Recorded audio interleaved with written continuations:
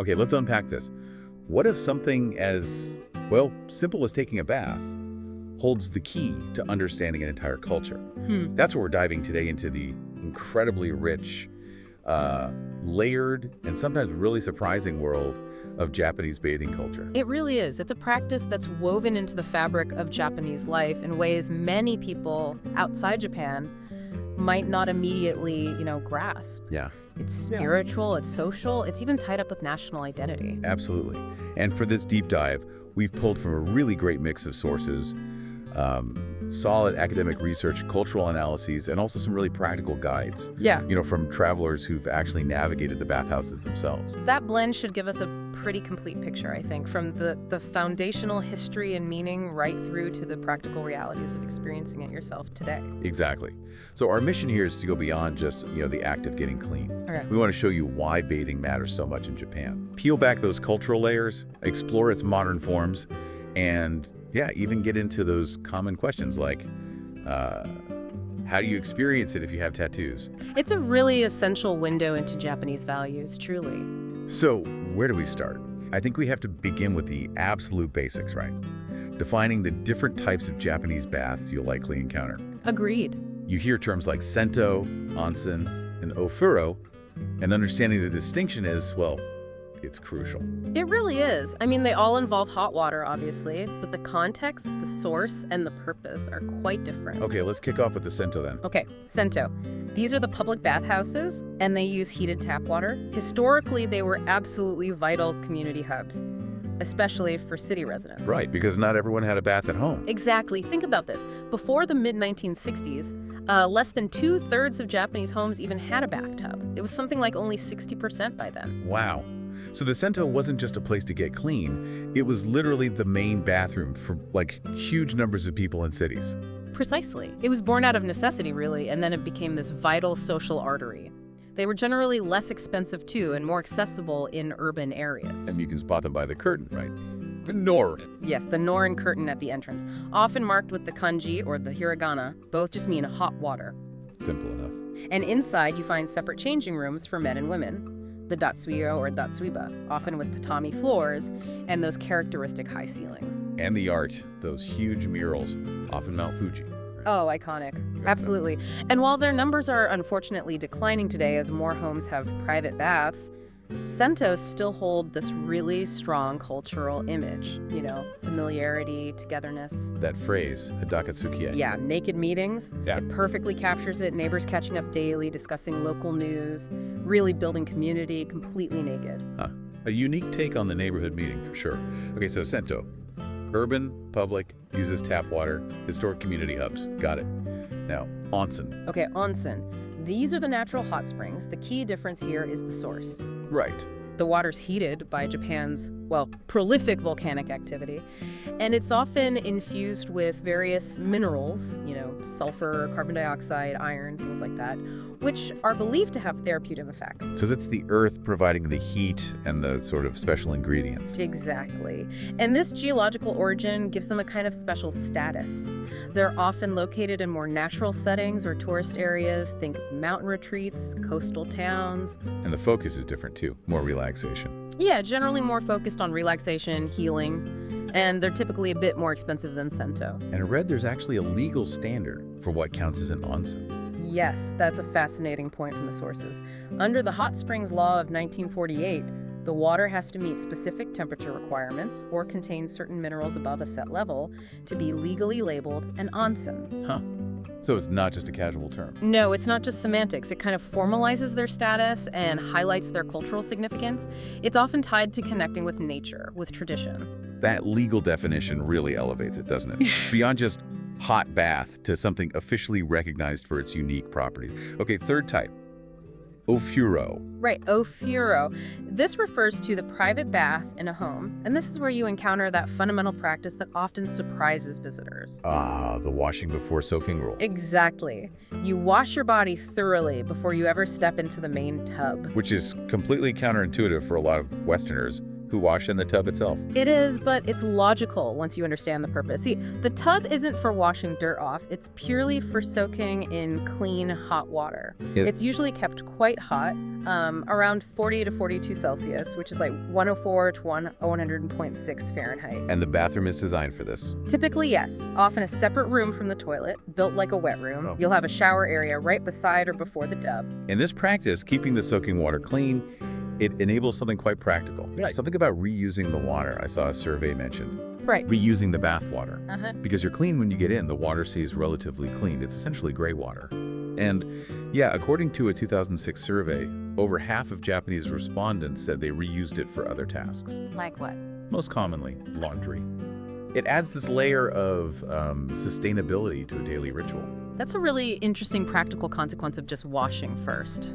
And what about the bathing order at home? Is there hierarchy? Traditionally, yes. It was Right. often based on seniority head of the household first, Yeah. then others in descending age order. Ah. While that definitely still happens in some homes, it's increasingly common now for the order to be based more on convenience, Yeah. whoever needs the bath first. It shows how traditions adapt. Okay, so we've got the 3 core types nailed down. Sento, urban public, tap water social. Onsen, natural hot springs, mineral rich, legal status. And ofuro, home bath, wash first, maybe reuse the water. That gives us the foundation. But how did bathing become so central, so deeply ingrained in Japanese identity? Ah, well, that takes us back centuries. It reveals roots in spirituality, medicine, and social structure. It's quite deep. Spirituality and bathing, how does that connect? Oh, absolutely. Japan's indigenous religion, Sento, places a really strong emphasis on purity. Okay. Practices like Iwami, which is basically a hot spring cure, and Misagi, a purification ceremony, often involving water, like standing under a waterfall, they highlight how physical cleanliness is intrinsically linked to spiritual purity. Ah, so it's not just about washing off dirt. No, it's about cleansing the spirit, too. There's even a way of writing Misagi that includes the character for the physical body, underlining that connection. Interesting. And Buddhism played a role, too. Yes. Back in the Nara period, temples established baths not just for monks, but often as, charitable baths for the poor or the infirm. Oh, wow. So entering these baths could be seen as an act of devotion or even praying for ancestors. It blended physical relief with spiritual merit, Beyond the spiritual side, the sources also point to a long history of viewing hot water, especially from onsen, as medicinal. Definitely. There's a deep historical belief in the healing properties of natural springs for all sorts of ailments. People didn't just visit onsen towns for leisure, they went for cures. For what kind of things? Oh, skin conditions, pain relief, even mental well-being. And this wasn't just folk wisdom, right? The sources suggest it was in medical texts, and later even kind of merged with European hydrotherapy ideas. Right, exactly. Which shows a willingness to integrate external knowledge into these existing practices. But, beyond the individual benefits, bathhouses evolved into major social institutions. Especially during the Edo period, they were really vibrant. The social hub thing again, like with the Sento. Exactly, but maybe even more central in some ways back then. Bathhouses were vital social centers where neighbors gathered daily. That hadakatsukiai, naked socializing, wasn't just catching up. Right. It was discussing local news, building trust, reinforcing community bonds across different social strata. It's depicted really vividly in literature like Shikite Samba's Ukiyo-buro, which uses the bathhouse as this kind of microcosm of urban life. It sounds like they were pretty much indispensable for the functioning of society at the time. They really were. And all of this history, the spiritual, the medicinal, the social, it eventually solidified into something, more profound. Bathing culture became deeply intertwined with a sense of Japanese national identity. Wow, like a symbol of Japaneseness. Yes, very much so. It's often looked at with nostalgia, a tie to a perceived, traditional, purely Japanese past. Sources analyze this as a form of cultural nationalism, where shared rituals like communal bathing function as these powerful symbols. They allow people to feel connected to a collective identity. And maybe heightened as a reaction to Western influence. That's part of the analysis, yes. A subtle response to or comparison with Western perceptions. It wasn't entirely accidental. It was partly an embracing of this ritual as a marker of identity. And the government got involved too? In part, yes. Regulating onsen quality, offering subsidies to Sento to help preserve them as, cultural heritage. That's quite a journey. From ancient ritual to modern identity marker. Which brings us neatly to the modern era and navigating some of the challenges that arise today, like the big one, the tattoo question. Ah, yes. This is a very common concern for visitors, and it's a direct consequence of that deep history we just talked about. Historically, tattoos in Japan were strongly associated with the Yakuza. Organized crime. Right, organized crime syndicates. And that association led to the strict no tattoo policies in many public baths. Precisely. Many traditional onsen and sento implemented these rules to, well, avoid any perceived connection to criminal elements and also just ensure a comfortable environment for all guests. But things are changing. Our sources definitely highlight that attitudes are changing, particularly with more international tourism and tattoos just becoming more mainstream globally. So it's not a blanket ban everywhere anymore. Thankfully, no. While some places remain very strict, many others are adapting. The solutions vary, you know? Like what? Well, some facilities are openly welcoming now. Others might ask guests to cover smaller tattoos with those skin tone patches or stickers. And booking private bathing spaces, if they're available, is always an option. Are there specific places known for being more accommodating that people could look for? Well, yes, the sources offer some really practical examples. Kusatsu Onsen, which is one of Japan's most famous hot spring towns. Right, you mentioned it earlier. Yeah. Their main public baths, like Gozanoyu, Otaki-no-yu, and the big outdoor one, Sanokawara Rotenboro, they have no tattoo restrictions at all, and they're quite accessible. That's really valuable info for anyone planning a visit who has ink. Definitely.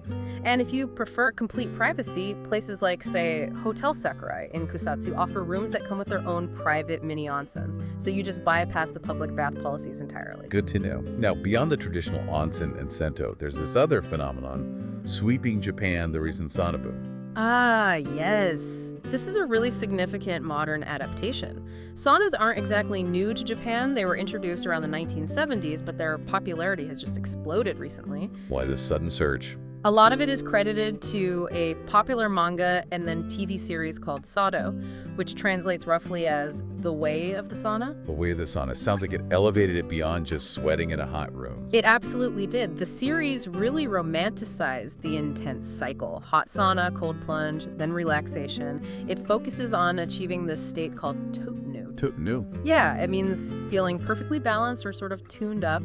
It shifted the perception from just physical recovery to more of a mental and almost spiritual reset. Interesting. And is this modern sauna culture more accepting of tattoos than the old baths? Generally, yes. Newer sauna facilities, often geared towards a younger or maybe more modern clientele, they tend to be more open than the very traditional baths. Okay. Sources gave some cool examples in Osaka, I remember. Osaka is definitely a hotspot for this new sauna scene. Kudochi sauna, for instance, it's described as almost futuristic. How so? Super high-tech. Fully private rooms, completely automated. You use your phone to get in, no staff interaction. Each room has its own cold plunge and these advanced sauna heaters. Wow. So it's designed for total privacy, which makes it ideal for anyone with tattoos who wants discretion. No staff, just phone entry. That's Yeah. certainly discreet. Then there's Uo Sauna, also very sleek, modern, again, fully private rooms, your own sauna, cold plunge tub, and a little tatami relaxation area. And because it's private, tattoos are obviously not an issue. Right. And for a more social vibe, but still accommodating. Desi Sauna. This one's described as quite hip. It's in a bustling shopping arcade. It's known for energetic off-gis performances. What's that? It's where staff pour water, often infused with essential oils, onto the sauna coals and then wave towels to circulate the hot, scented steam. It's quite theatrical. Sounds intense. It can be. But crucially, Desi Sauna has specific, scheduled tattoo-friendly days. So people with heavy tattooing can still enjoy the communal experience. You just need to check their schedule beforehand. Those are fantastic examples. It really shows how the culture is adapting while still offering that, bathing or heat experience. Okay, so for someone listening who's ready to take the plunge, what's the absolute essential etiquette they need to know? Etiquette is fundamental, absolutely key to respecting the shared space. The single most important rule in any public bath, sento or onsen, is that you must wash your entire body thoroughly. Soap, water, everything, before you get into the main soaking tub. Wash before soaking. Got it. Engrave that rule. Yes, cannot stress that enough. It's entirely about keeping that communal water clean for everyone else. Makes sense. What else? Other key points. Yeah. Take your shoes off right at the entrance, even before the changing room. Don't let your towel, the small one you might use for washing, touch the bath water. What do you do with it? You can wring it out and maybe place it on your head, which you see a lot, or just leave it on the edge of the tub. Be mindful of splashing others. And give yourself a quick rinse after you've finished washing with soap right before you step into the main tub. Okay.